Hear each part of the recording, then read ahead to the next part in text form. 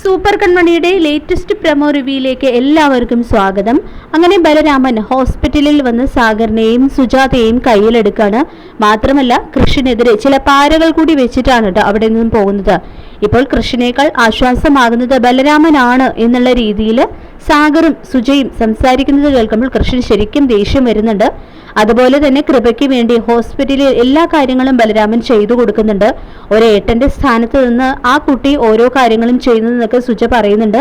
സാഗറും സുജാതയെ support ചെയ്തുകൊണ്ട് സംസാരിക്കുന്നുണ്ട് കേട്ടോ. ഇത് കേൾക്കുന്ന കൃഷി പറയുന്നുണ്ട്, എന്റെ കൃപയ്ക്ക് ഒരു ഏട്ടൻ മാത്രമേ ഉള്ളൂ, അത് ഈ ഞാനാണ്. അല്ലാതെ വല്ലവരെയൊന്നും അവളുടെ ഏട്ടനായിട്ട് ഇറക്കുമതി ചെയ്യേണ്ട എന്ന്.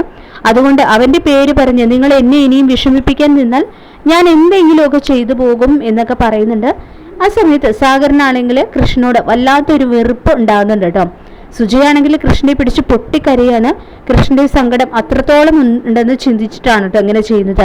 ഈ സമയത്ത് അവൻ സുജിയോട് പറയുന്നുണ്ട്, ആ ബലരാമൻ വന്നാൽ മേലിൽ അവനെ അടുപ്പിക്കരുത്, നമുക്ക് ആവശ്യമുള്ള കാശുണ്ടല്ലോ, കാശ് കൊടുത്താൽ ഹോസ്പിറ്റലിലുള്ള കാര്യങ്ങളൊക്കെ ഈസി ആയിട്ട് ചെയ്യാം, നിങ്ങൾ അവനെ വിശ്വസിക്കുന്ന കാണുമ്പോഴാണ് എനിക്ക് ദേഷ്യം വരുന്നത് എന്നൊക്കെ സുജാതയോടായിട്ട് പറയുന്നുണ്ട് കൃഷ്ണ. പിന്നീട് ബലരാമനോട് സുമിത്രയാണെങ്കിൽ രാമ മുള്ളിനെ മുള്ളുകൊണ്ട് എടുക്കുന്നതാണ് രീതി, ഇപ്പൊ തന്നെ കൃഷ്ണ നിന്നോട് ജലസായിട്ടുണ്ട്, മാത്രമല്ല സാഗറും സുജയും നിന്നെ ഇപ്പൊ മരകനായി തന്നെ കാണുന്നുണ്ട്.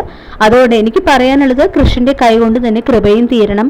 അങ്ങനെ വന്നാൽ രണ്ടുണ്ട് കാര്യം, സാഗറിനാണ് കൃപയെയും നഷ്ടമാകും, കൃഷ്ണയെയും നഷ്ടമാകും.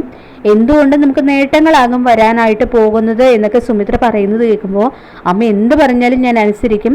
അമ്മയ്ക്കും അച്ഛനും കൂടി വേണ്ടിയിട്ടാണ് സംസാരിക്കുന്നത്. അമ്മ ഒരുപാട് അനുഭവിച്ചു, അത് ഞാൻ സുജാതയെ കൊണ്ട് അനുഭവിക്കും എന്നൊക്കെ ബലരാമൻ വാക്ക് കൊടുക്കുകയാണ് കേട്ടോ സുമിത്രയ്ക്ക്. സാഗറിനെ കൃഷ് ബലരാമനെ കുറ്റപ്പെടുത്തുന്നതൊന്നും ഒട്ടും സഹിക്കുന്നില്ല.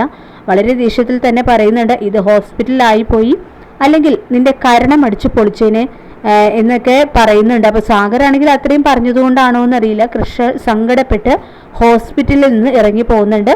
അപ്പൊ സൂപ്പർ കൺമണിയുടെ മറ്റൊരു വിശേഷവുമായി നമുക്ക് വീണ്ടും കാണാം. താങ്ക്